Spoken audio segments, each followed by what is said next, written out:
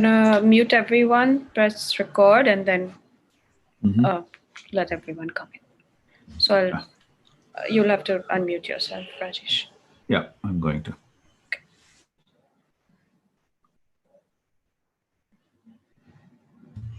I am unmuted.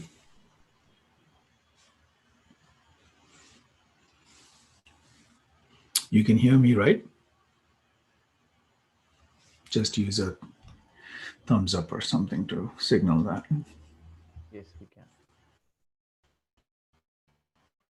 Good.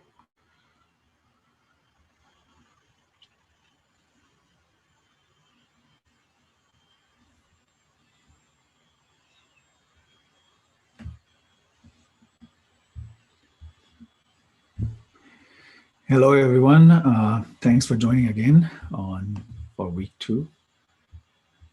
We are just letting everybody in. We still have a few minutes to start.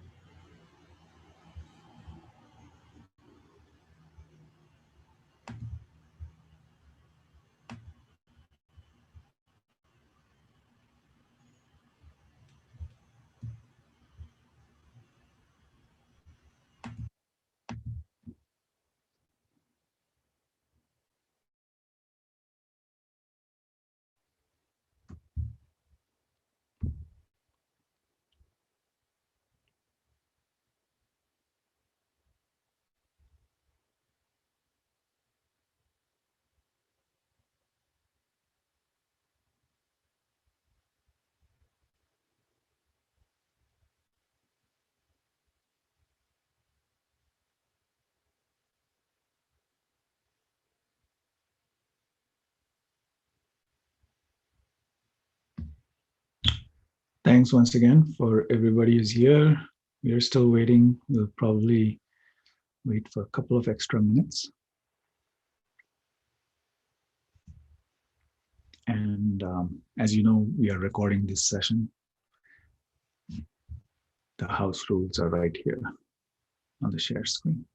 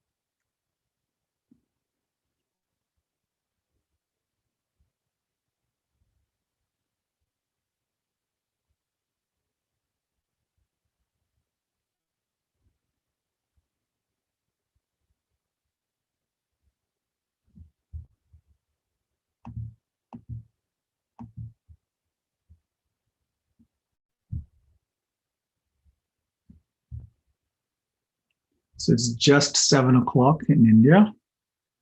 I'm going to wait for another couple of minutes and then we'll get started.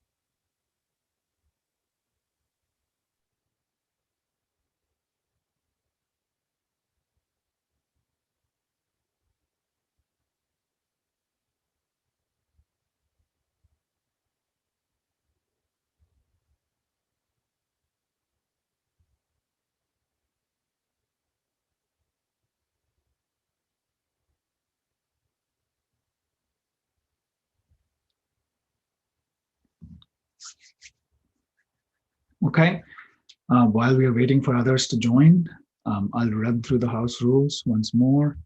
So we mute ourselves if we are not talking, which right now is everyone else besides me. During the breakout sessions, please don't talk over each other. Let's be patient. And of course, let's not look at Slack, emails, WhatsApp, whatever it is that we are usually looking at all day long. During the chat, during the presentation, feel free to use the chat to ask questions. We'll see if we can get to them later. And plus or minus can be used for agreement and disagreement.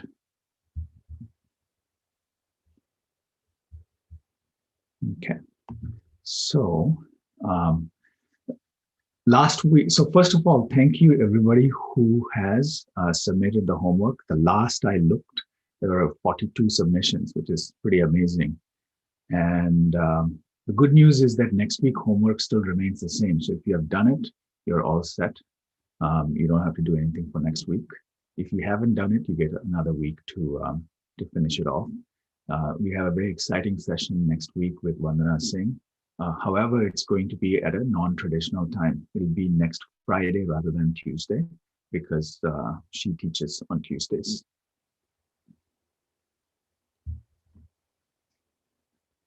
So wicked minds solve wicked problems. That's the primary premise on which Socratus is based. And there are tons of wicked problems in the world. Climate change is perhaps the wickedest. And so today's session, I'm going to take you through a rapid introduction to wicked problems. And so it's going to have a little bit of the skill building aspect that was mentioned last week. The primary framing of the climate change problem in the Indian context is what we call India's story, climate grammar, which is to say that we want to imagine a flourishing India. And we want to do it in such a way that our response to climate change is built. So in a linguistic setting, the meaning of the words and the understanding is what we want ultimately, but it's done in a language which has climate change baked into it, right? And therefore, if you go back to last week's discussion, we need institutions for the future that will address climate change. So that's the big question for us, right? And this is an outsider's perspective. I'm not a politician. I'm not a climate scientist either. But in some ways, we are trying to understand the many facets of the wicked problem of India's future from the perspective of climate change, right? And the fact is that we have a system in crisis. And I'm going to take you through what kind of crisis that is. But if you've been living in India, you know that we face immense challenges, right? And it wasn't always so, by the way. The kind of intertwined system that you have today is a relatively new feature, right? So for example, many, many hundreds, thousands of years ago, actually, the Roman historian Arrian, so he's writing in the early Christian era, but he's writing about Alexander's campaigns, so 300 years or 400 years before him, right? And he talks about how in Alexander's time, and this was true even much later, right, that you would have people fighting battles on one corner of the screen, and farmers are going about their business just as if nothing else is happening in their own corner. And that kind of separation of responsibilities made, I think, India a very unequal and yet stable society. And that's an interesting historical phenomenon, which is no longer true, right? That especially after colonial rule, the fate of farmers and the fate of soldiers has been intertwined in a way that has never happened before, right?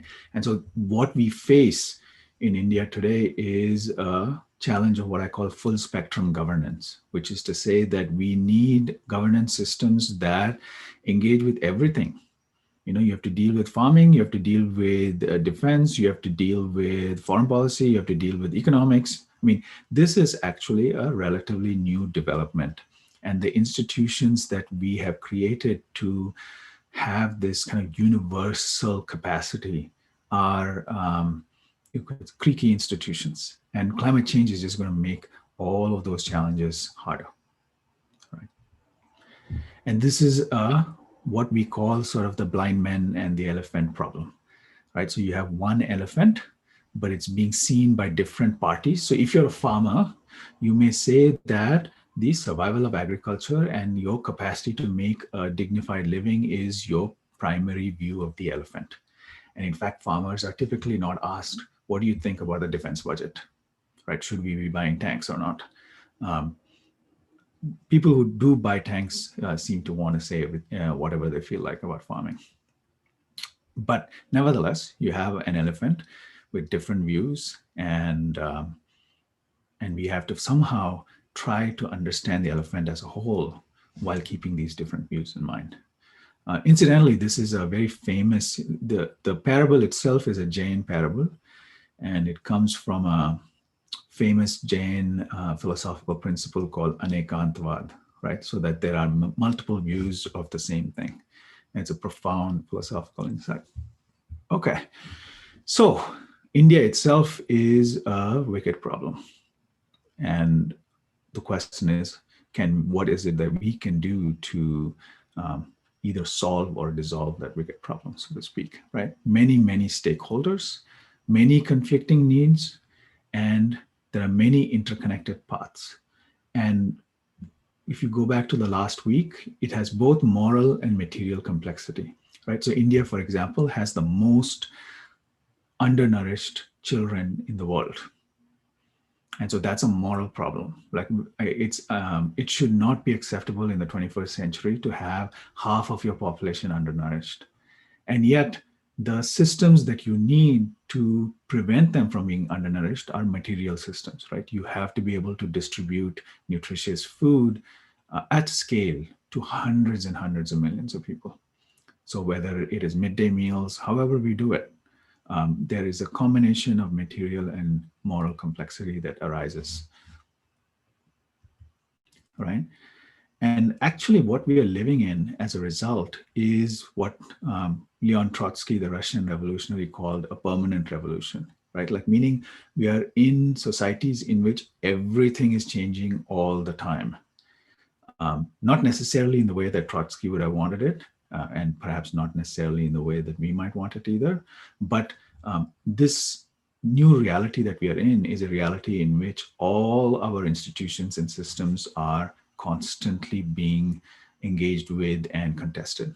And whatever systems we create, the imaginary institutions will have to be institutions that can withstand permanent revolution.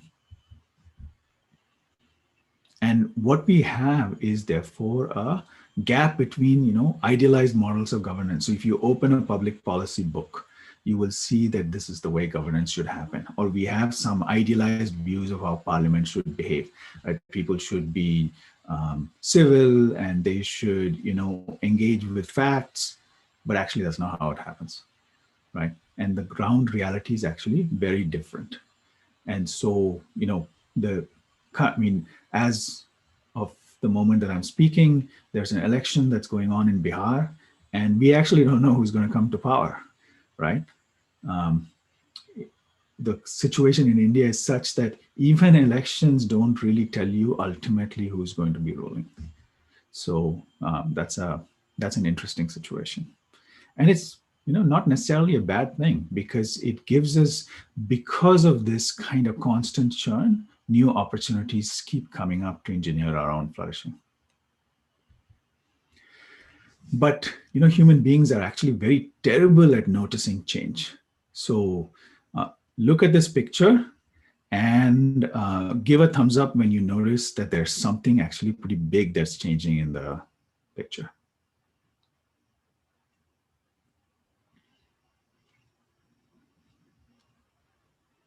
Okay, I'm going to give you 5 or 10 more seconds.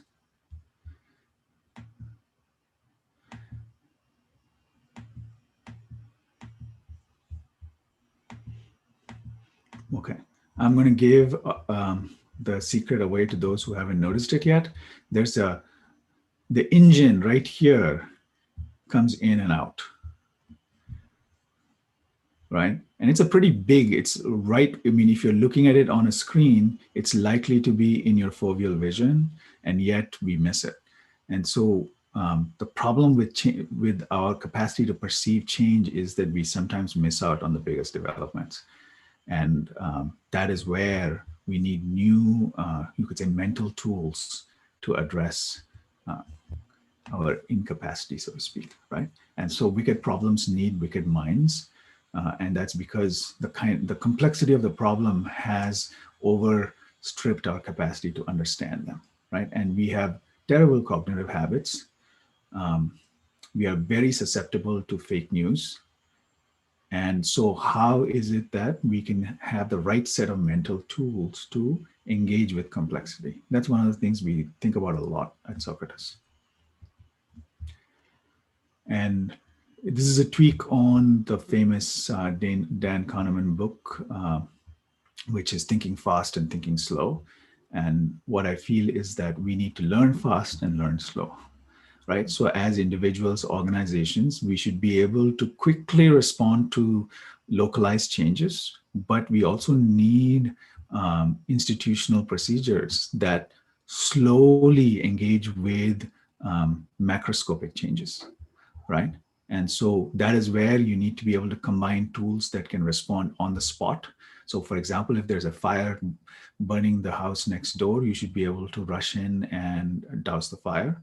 But at the same time, we need principles that tell you to stop using building materials that are more likely to catch fire.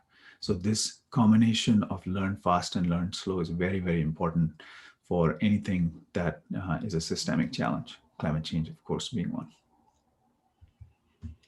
So the kind of mental hooks that we have, I'm just going to take a look at the time. So I'm halfway through my session almost.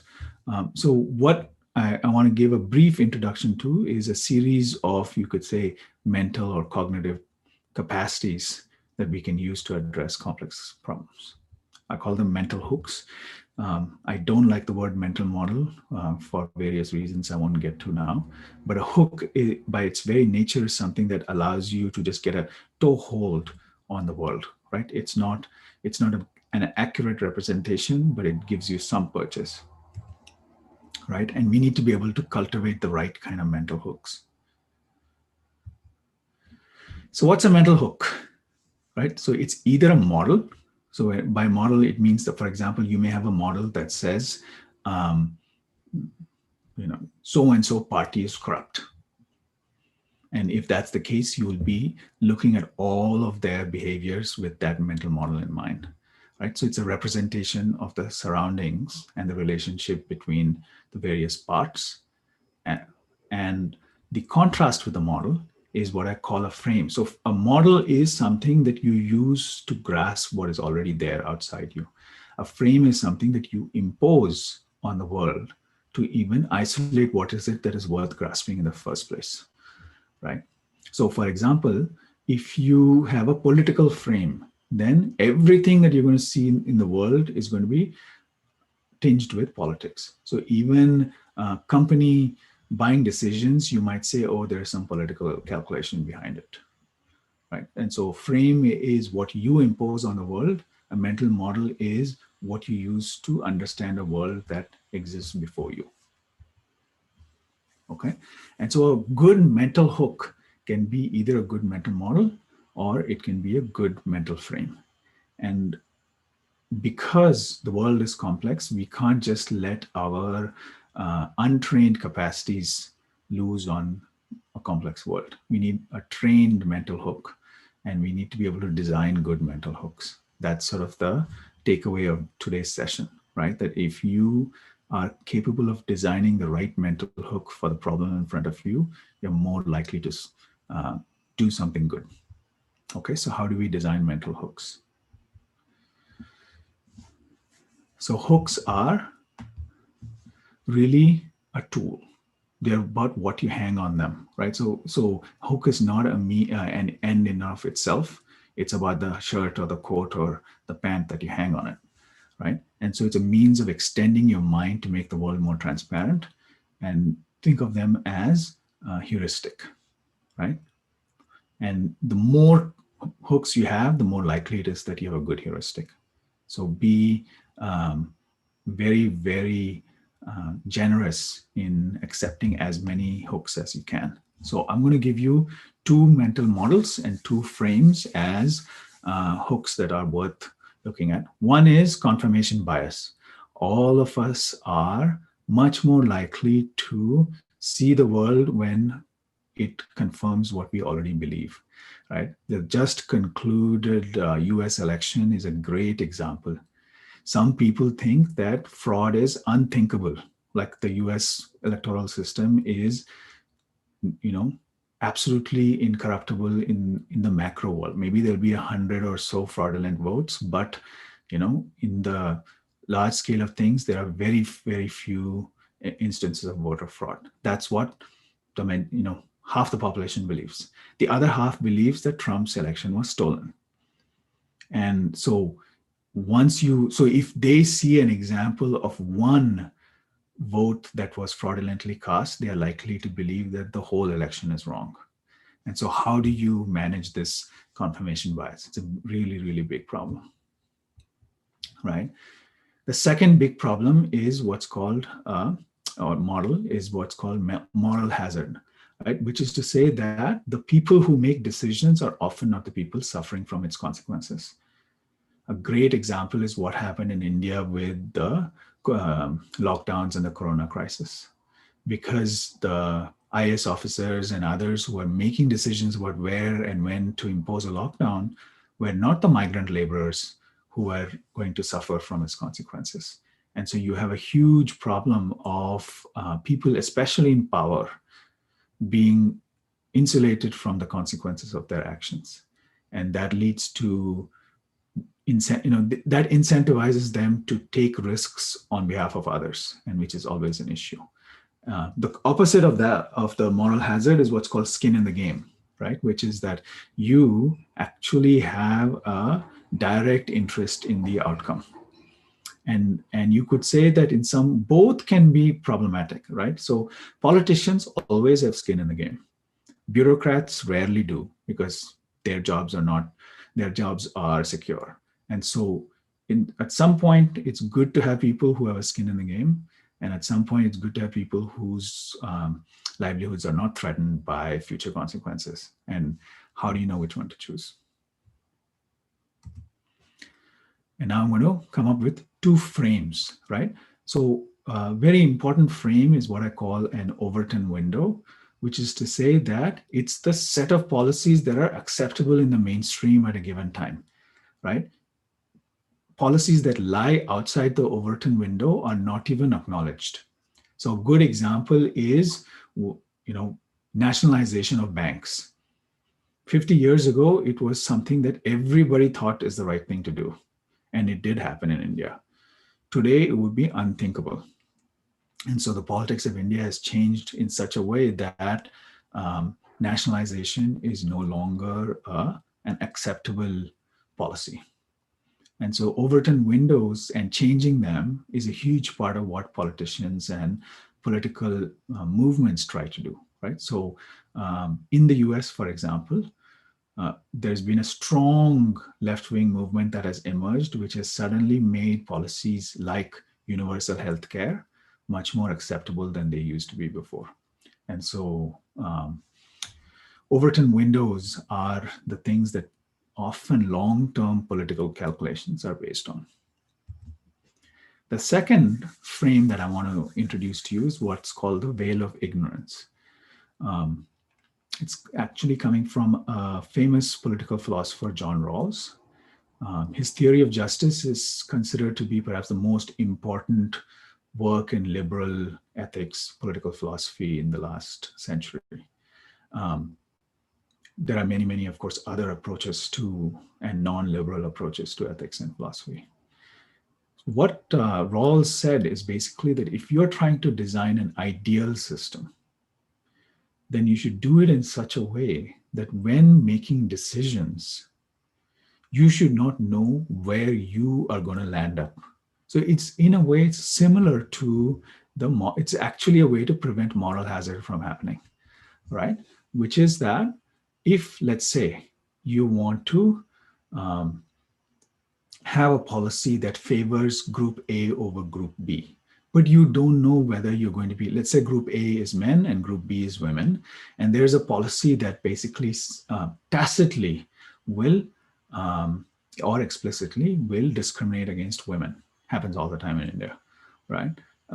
If you actually don't know as a policymaker whether you're going to be born as a man or a woman, then you would be very different in the way you make that policy happen than if you actually knew what gender you're going to be, right? And so John Rawls' brilliant idea was that when you are making a policy, you should do it in such a way that you lose any knowledge of who you are. And of course, you may say, how is that possible? How can you not know who you are? But the thing is that it's an as if. You should make, so just as judges are supposed to pretend as if they're fully objective, even though no one is, perfectly fair, the original position is a position to adopt as if you didn't know who you are, right? And that leads to justice as fairness. And I think it's a very profound intervention. In practice, of course, politics intervenes in every policy decision, but this is a guiding principle at the very least. So if we have a frame that basically says all people are going to be treated equally, and the way to treat them equally is by not knowing who you are. So it's not by ignorance of who they are, it's by ignorance of who you are. And that's a very profound frame. So that's sort of the use of mental models, mental frames in the kind of hook methodology that I said here. So good hooks give us purchase on the world, right? And you have to be very, very clever about knowing when to use the right hook. As I said, like if you look at the dial between bureaucracy and politics, sometimes, India has made a principled decision that politicians are the ultimate authority and bureaucrats ultimately have to follow political orders. Other parts of the world aren't like that. If you look at China, for the most part, China is ruled by bureaucrats. Is that a good thing or a bad thing? You can dispute that.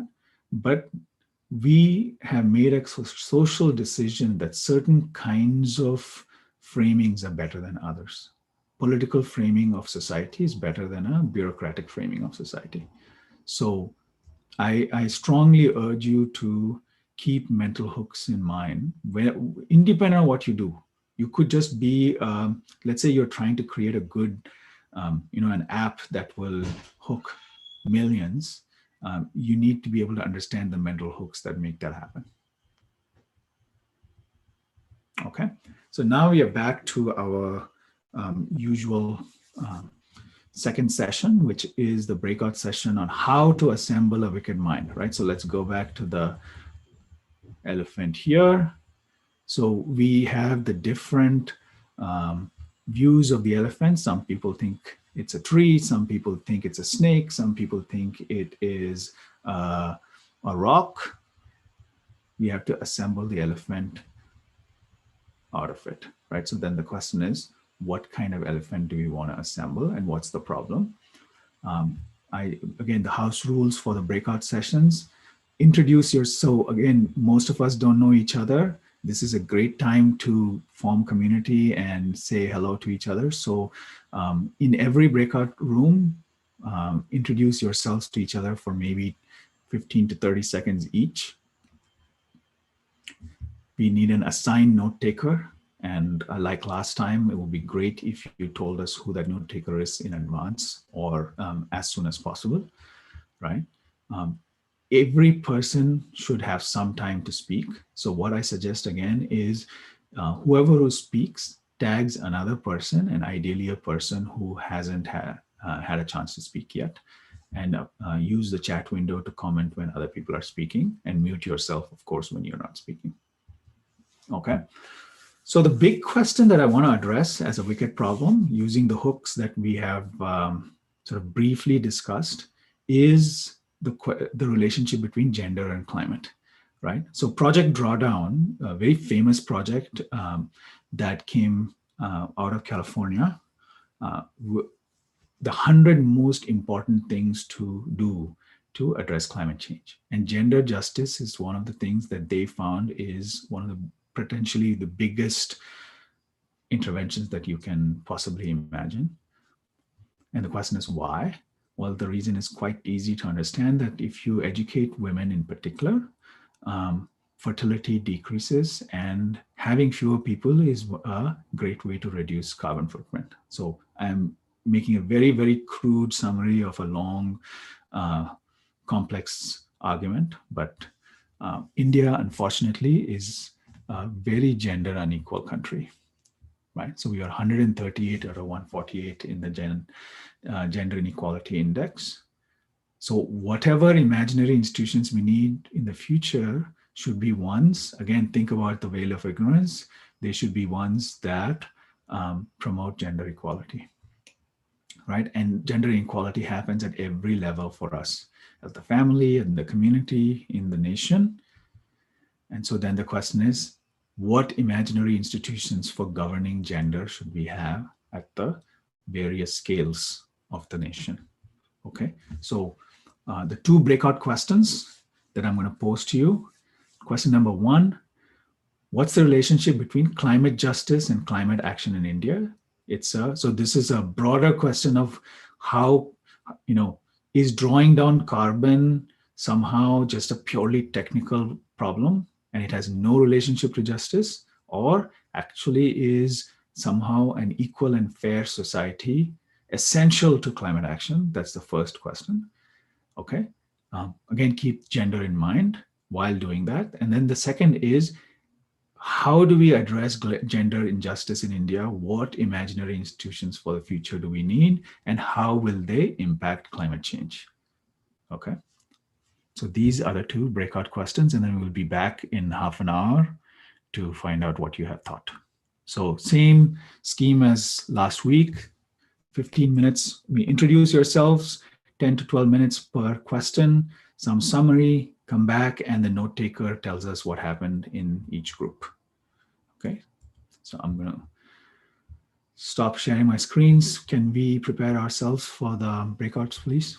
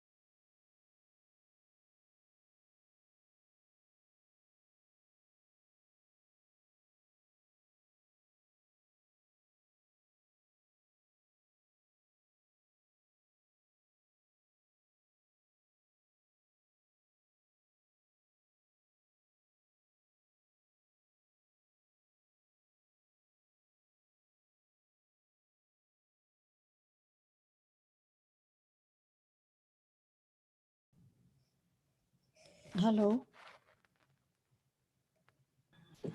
Hello. Hi. Hi. I got thrown out. I don't know why. Okay. And Let I me was just. struggling to join back in. Okay. But I guess now the groups will be halfway through. Uh-huh. So maybe one should just avoid disrupting the conversations. Um, I'll just wait that's here. okay. I think it might put you back in on its own Okay, let because me wait then. Yeah.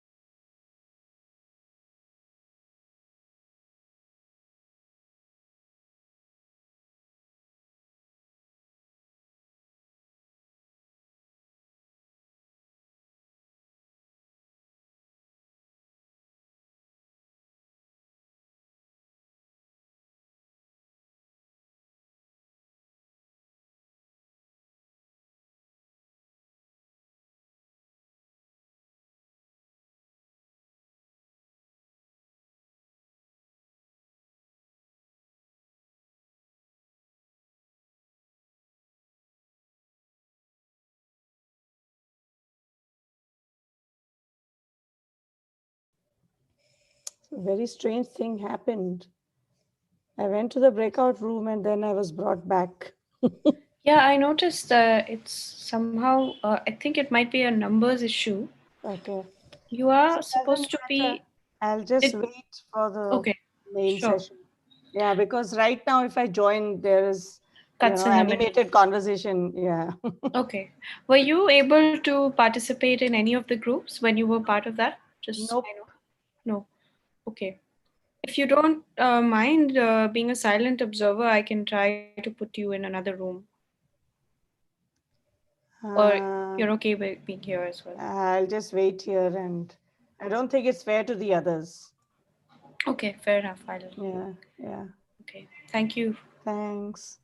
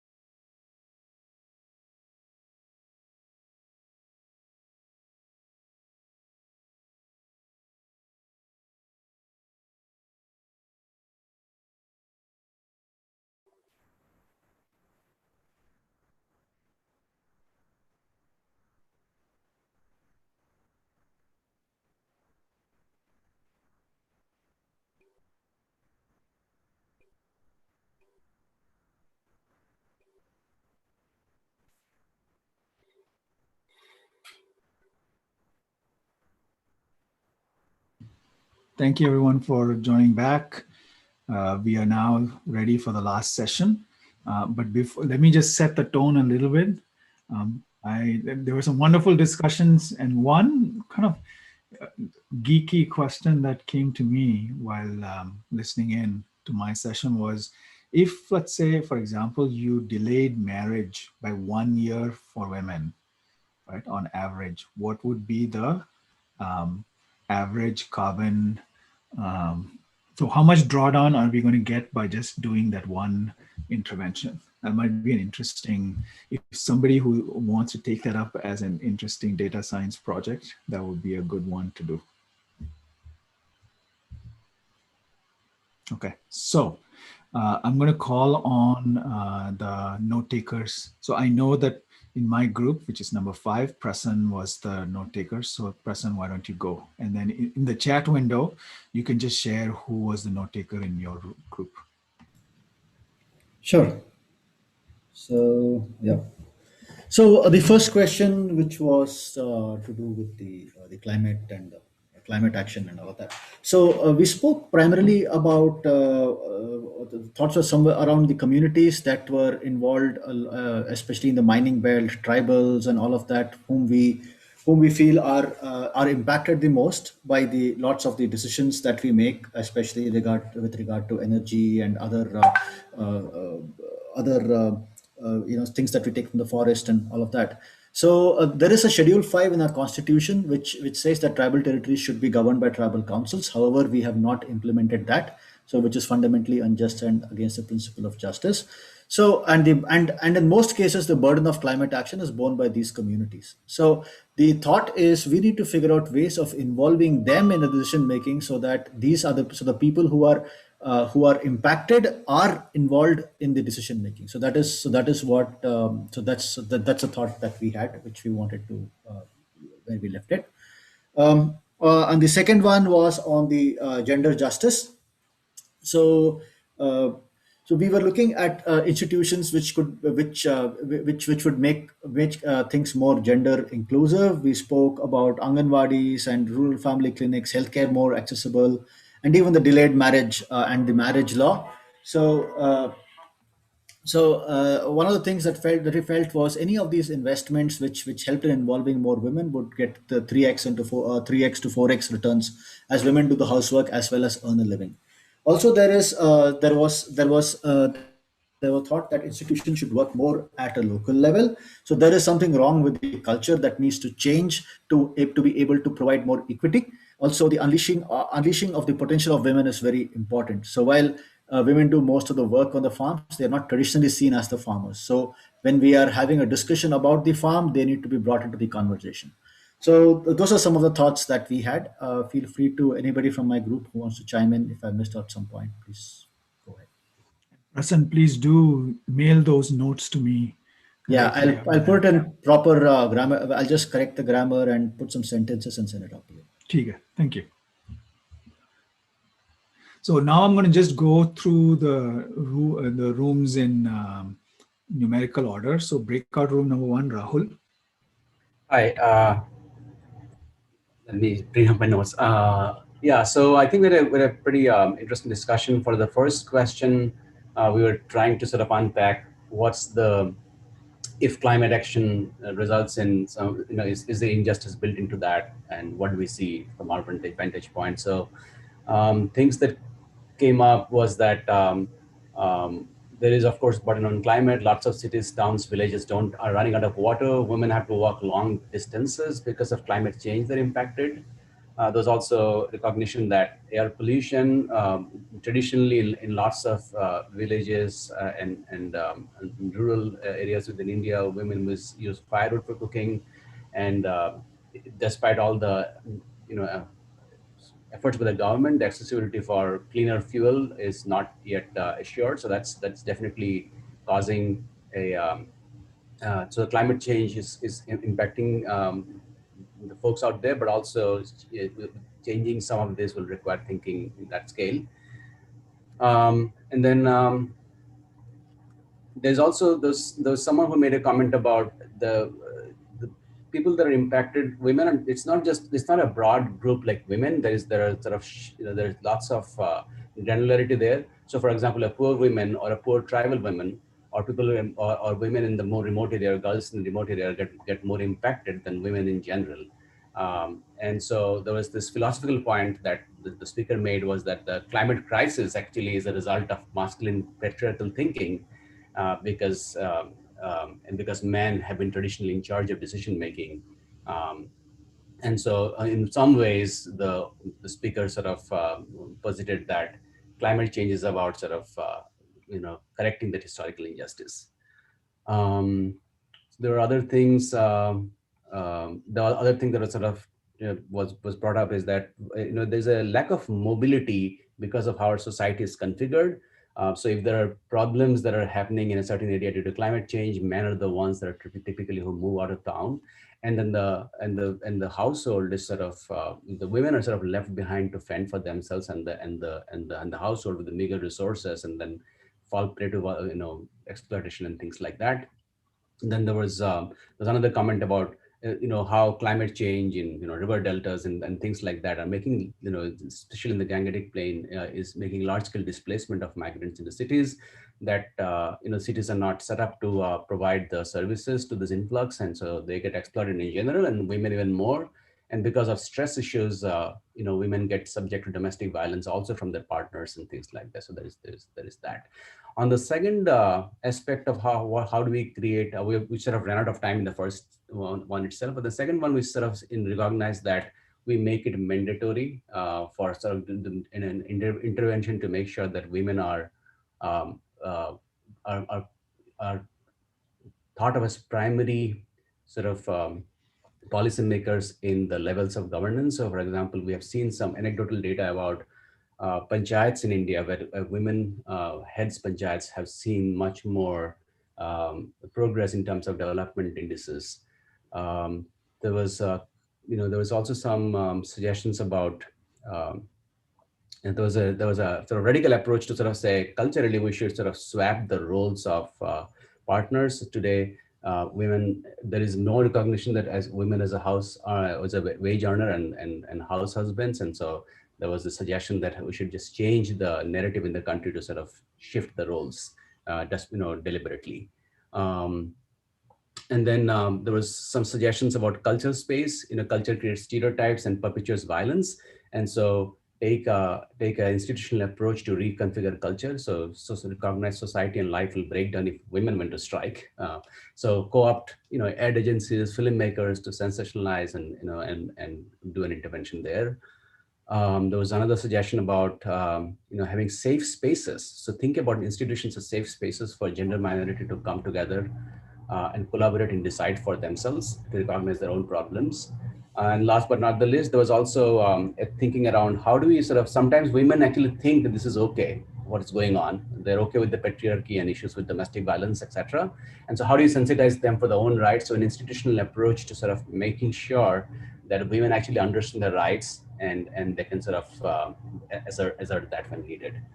That was sort of that's all that I had. Anyone else wants to add anything from breakout one? I'm going to keep the conversation going only because we have several more groups. So let's use the chat window to add anything left Rahul left out. So group number 3 now, and that is, group number 2, which is Sagar. Yeah. Hi. So we have discussed on multiple components. So the initial things which were discussed in the group were how different developed countries versus developing countries contributed to the climate change, and the repercussions have been faced together. And it's also at a different individuals and communities level, how certain groups follow certain norms to climate change and certain won't. And also one component is tragedy of commons, how it affects everyone, even the certain people following that can contribute to the more change in the climate. And the second layer is it's also discussions about how cultures are also equally important. So the kind of culture and traditions we follow, an example of Diwali is also being shown, how this affects in the air pollution and everything. Once even touching the air pollution angle, who are the people or vulnerabilities affect, how does it affect different kinds of vulnerable groups? It affects most to the homeless when compared to the someone who is rich enough to have a roof on top of it. So it is something, the discussions on that too. And then we have the issues of fairness and justice is very much linked to the climate change. How we need to have uh, common understanding but differential problems. Different ways of problem solving to the issues at each level. It can be at region, country, or even at an individual level. Um, it's also pointed out that how every individual also should have a responsibility of taking up certain things, which will which could be a different kinds of approach between individuals, but also at their level they should start working towards which supports a good climate. um, and then we have different scenarios, and how do certain changes of climate justice and policies and institutions and organized should recognize the importance of climate. It is not, climate is not considered as a important entity by most of the institutions and policy changes. So it is important to relate and also to identify the main issue and the how the different groups have been affected, and then look for solutions regarding that. For the second question with the imaginary institutions, the group discussed more on holistic approach from the childhood, uh, where it starts from the schools, where education should include how important gender justice is. Even the games they play at the childhood, there's certain kinds of games one play, and one has to ensure those things won't happen. And the point on control of resources within the household is also raised. We should find the ways in which the resources have been distributed between men and women, and also at different organizations and government and institution level. All the institutions which are there in the country should address certain kinds of gender issues. And then the last point, which was discussed within the Ministry of Women and Child Development, there has to be certain measures which has to promote better policies and uh, better changes in the ministry. That's more of it. Thank If you. if I missed something, please, team Let's members, use please. the chat window for additions. Okay, so now we are in group number 3, which is Arvind. Hi. For the first question, we discussed the causes and the symptoms of climate change and climate justice and action around it. So we touched upon privilege and how people from privilege, even though they create more climate change by consuming more, they're less affected by it. And also how it's also a people versus industry problem, because statistically people create less pollution as opposed to industry. Uh, we touched upon few ways to fix or modify this problem. One way was to go back to sustainable life practices used in ancient times.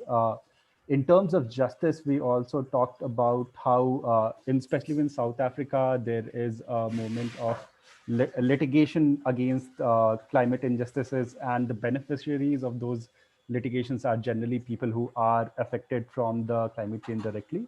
So that can be looked as one of the models which can be used. And introduction of an institution like Planned Parenthood, which can help reduce the problem of overpopulation, and also include give women more control to make a change into the society.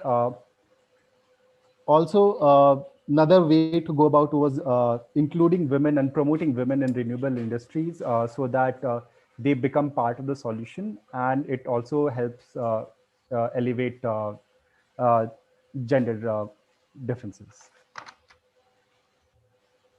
For the second question, we talked about the institutions and which institutions can actually see a significant change.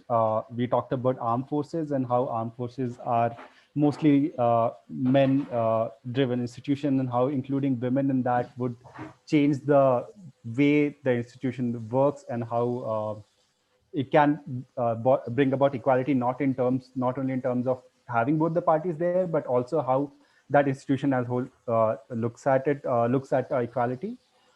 We've also talked about the institution of marriage and how we have a very specific vision of marriage, and if we expand that to more plural vision of civil partnership and uh, uh, civil partnership, that will help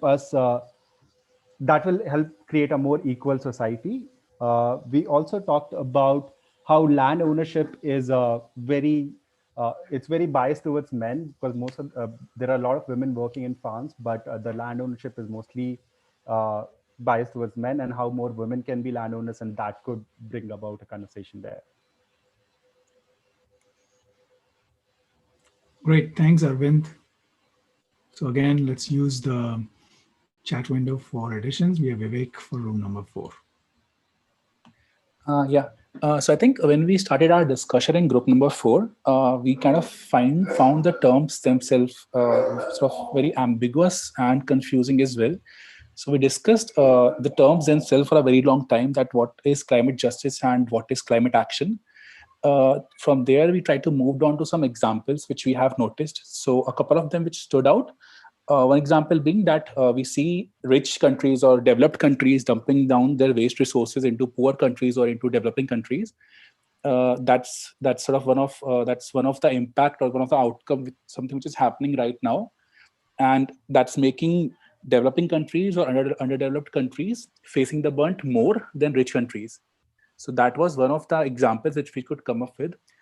Second was, we see everyone talking about moving transitioning towards renewable energy resources, but then there's also the aspect of livelihoods which are connected with the fossil fuel sectors, and what will happen to those jobs and those livelihoods.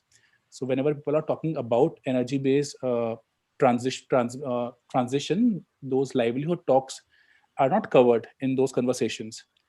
So these are some of the sort of conversations which we had around the first question, around climate justice and climate actions. Moving on to the second questions, we focused on two things primarily. One was mostly around skill development. One of the suggestions was that how can we think slow and fast about reskilling or about the livelihoods lost. So for example, if someone loses a job, there can be a remedy solution from the government itself, which can be like a fast or a band-aid solution to people who have lost jobs.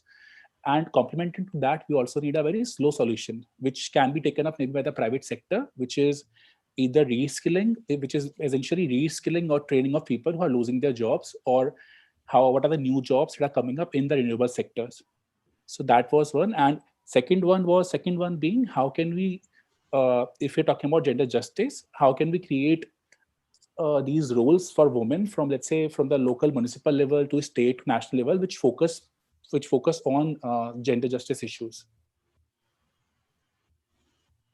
Yeah. So if I've missed anything, please feel free to add.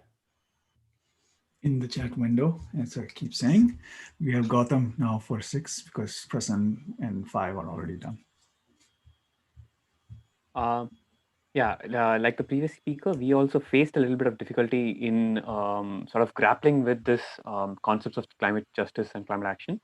But having said that, we came up with a few pointers, such as the previous concept that you've introduced, which is moral hazard, in terms of the crackers that are currently being banned. Should we completely ban them versus how do you ensure livelihood for the people involved in making these? And there's also concept of justice for future generations that was talked about. And communities, some of the previous speakers have already addressed some of the points, such as communities who won't be able to afford are getting the affected the most, tribal people getting displaced for the benefit of people in the urban areas, etc. And but coming to gender specifically, we talked about Chipko movement, how women being involved in the day-to-day chores, such as collecting firewood and other livelihood activities, they got affected, or they felt the effects of tree felling first, and hence they were the sort of people who led the movement. And so women not being in positions of power was a related concept that goes into the second question. But also other things like women going to fetch water and household chores, etc. Yeah, some of the solutions that we suggested were the sort of institutions to improve financial literacy or digital literacy, and to improve economic opportunities for women. Shambhavi also talked about how the leadership development for women should also be focused on, and that would sort of give more representation for women from different communities. Maybe we also talked about self-help groups, and interestingly, mobility access also were talked about, and the last point being how sanitary napkins, they should also be focused on, because that is preventing women from reaching positions in colleges or in women in STEM. All of these are getting affected by such a simple thing as not having sanitary napkins. So things like those should also be focused on. Yeah, those are some of the concepts that we discussed. Thanks. Shashank, please, on room 7. Yeah. Hey everyone. So we looked at climate justice, and we looked at the first thing that we looked at is the countries like US and China, right? They are the group of people who create most amount of issues, right? And that's one group, but then it affects the rest of the world, right? So the people who create are different from the people who are affected, right? And then we had this thing that we said, like, climate action is at source, but the justice should be throughout, right? So I mean, I think I can interpret it two ways now that after I wrote it. But I guess what we're trying to say is we try to fix the climate, the problem at a source, right? But then we need to consider the impact that it has on everything else, right? Then we started looking at what is the impact, who are the people impacted, right? And one is clearly it's the other poor countries or the other countries that we earlier mentioned, right? The second thing, which an interesting point, is we mentioned that it's the entire planet's biodiversity itself which gets affected. Right? We humans have an anthropogenic view, and it's a planet which is taking a hit. The third thing we discussed was about labor and indigenous communities. Right. So if you look at the different, for example, we discussed about coffee estates and how tribals were running it. But now, due to the new economic models, right, we those people are out of like, they're not able to continue doing those jobs, right? So there were two things which happened. One is these people's livelihoods are affected. That's one point. The second point is there's also loss of knowledge. So if you see in terms of justice, what happened, so the loss of knowledge of the world itself is another interesting point of view. We also looked at women, right? So if you look at women, they would do traditionally like work, like, household gardening, community farming, right? So these were kind of things which are kind of closer to the world, if you may say. But now, due to the rat race, they've got disengaged from the traditional roles. Right. So this is about the first question. Going to the second question, right? What institutions will address the gender injustice in India? We looked at some broader themes. For example, how can we make the world safer for women? Then we started discussing about, how can we propagate masculine identity, right? And how can you identify something like a sexual harassment for men, right? How do you even recognize it? Right. And as we were discussing this, our discussion went into like a more broader, more base kind of saying that, we need to change the perception of femininity and masculinity. And we also acknowledge that at the same time there are biological differences between men and women, and we can't just have a equal kind of a rule that's applied to both. Right, so these are the broader things, and we looked at specific kind of interventions. So I think most of the teams covered it, but if I may quickly summarize, we looked at a new kind of a family where there's equal distribution of accounted work and unaccounted work between the male and the female. We looked at improving the religious practices and change the inheritance laws and laws such as, the women has to change the last name after marriage. So these are society level factors. We also looked at changes which can happen at a school, because school is the best place to correct, right? And we discussed something called general neutral school. We also discussed about introducing matrilinear examples from our past. The third thing that one challenge to this would be a social conditioning which happens at home. So how do we tackle this? Would be something to be aware of. The third thing that we discuss is changes at a corporate level, right? So how do we bring in more gender equality in the workforce, right? And the discussion also pulled out an interesting comment that men and women are still treated as resources. While this is happening, it will never get to actually fixing the equality problem. We also quickly touched upon having period leaves, right, as something being mandated by the law itself. Yeah, I think. Right. Yeah, we're done. Uttam from 8. We have just a couple of minutes left, so keep that in mind. Yeah, thanks. So we began by discussing the climate-related problems in India and what are the pros and cons for India specifically. India is a new country, so we have the advantage of being able to leapfrog in technologies.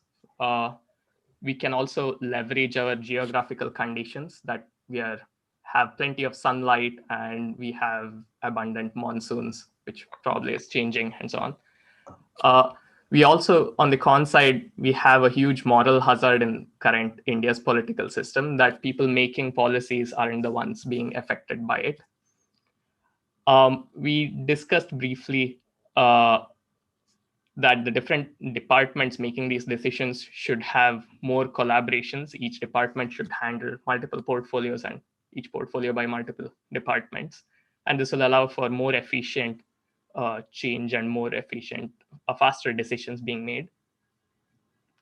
So then we considered what kind of changes will be in the workforce and the employment structure. We have to consider the changes that will happen within our lifetimes. Many traditional livelihoods will be lost due to new climate sensitive workforce.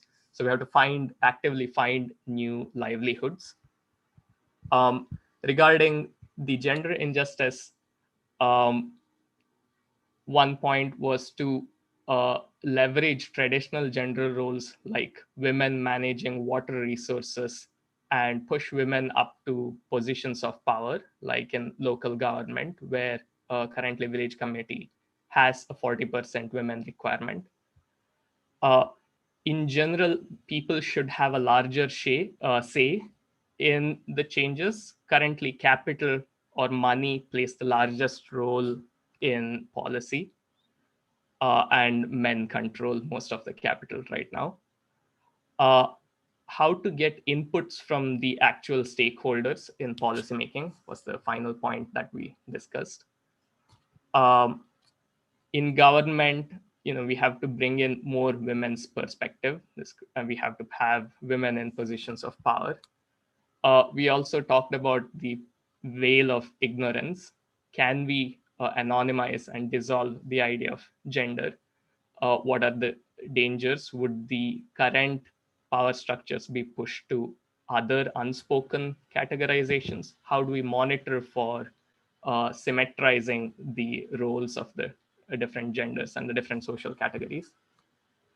Accountability, how to make the people in positions of power answerable to people. We can have surveys at a much more frequent rate so that people in the positions of power aren't there for 5 years with no accountability. We can have independent institutions that can hold governments accountable, that consist of women and citizens that are actually in the projected area.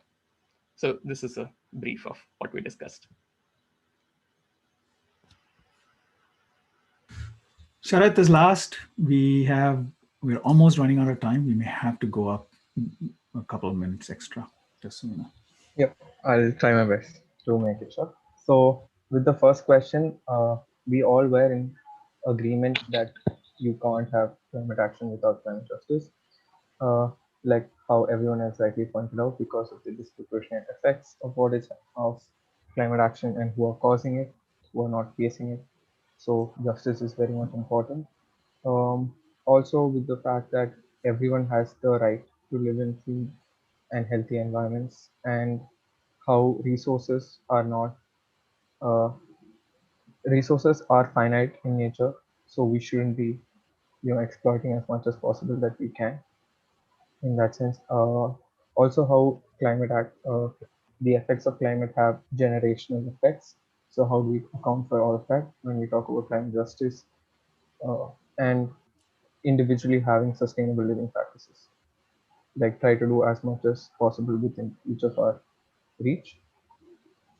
So that was what we spoke about in climate justice and action. And coming to the institutions of gender injustice, uh, following up like on the similar lines of climate justice, gender also affects different people disproportionately. So that again trickles down to gender as well.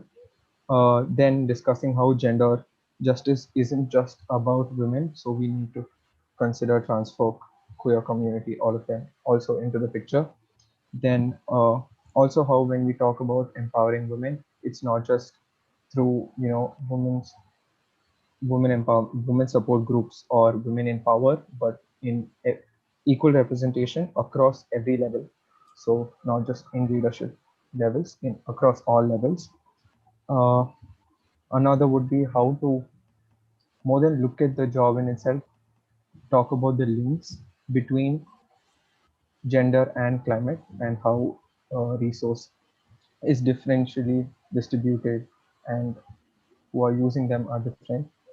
Uh, so yeah, that and how when we do talk about say a utopian gender neutral society where the sex you're born into doesn't define or impose the actions that you may take, how do we then factor in the equity that's required for all the marginalized communities that have been at the brunt of this? How do we include that when we do talk about, say, a gender neutral society? Because that would then largely talk about equality, but equity is of more importance. Also, yeah, I'll just finish by saying that the chat box has been incredible with all the discussions that's been happening. And I think that's one of the first ways that we can take, providing platforms and listening to women and their incredible opinions and learning a lot from them. So yeah, I'll conclude with that. So thank you, Sharath. This was quite the rush session. I mean, it's unbelievable the number of thoughts that came up. I actually want to end with just two observations. One is literally, I mean, this, if you look at the room, it's about 50-50. It's gender balanced that way. But literally every single person who spoke today was a man. So that gives you a direct experience of, how these things play out. And of course, if you look at the chat window, the contributions are almost exactly reversed. So we have some data points right here for us to think through. I don't want to say much more today, but again, thanks everyone for the immense energy and passion that you're bringing to this. We will have a great session next week with Vandana. Remember, I mean, I'll be sending out emails about that, but that's next Friday rather than Tuesday. And we come back on video if you are there, and we say bye to each other.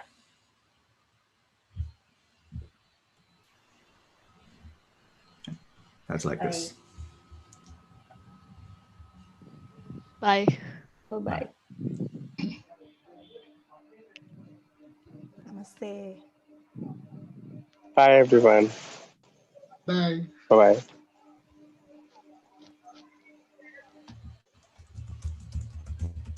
Bye. Bye.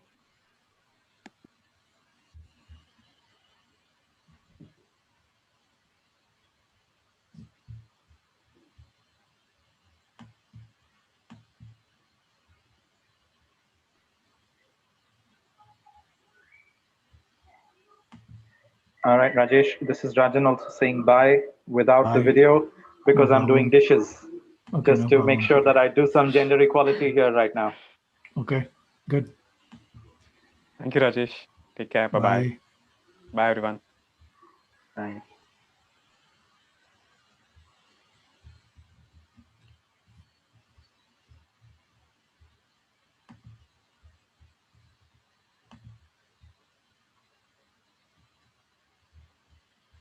Okay, there's still a couple of people left here. Joseph and Shambhavi, I don't know if you can listen. You just say bye and then we will end the call.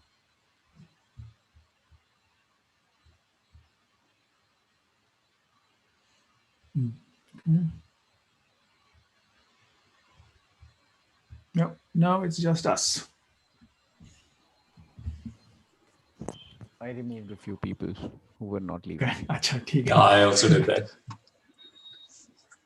Are thought we that- recording on YouTube? Can we? And Yeah, we should stop the recording.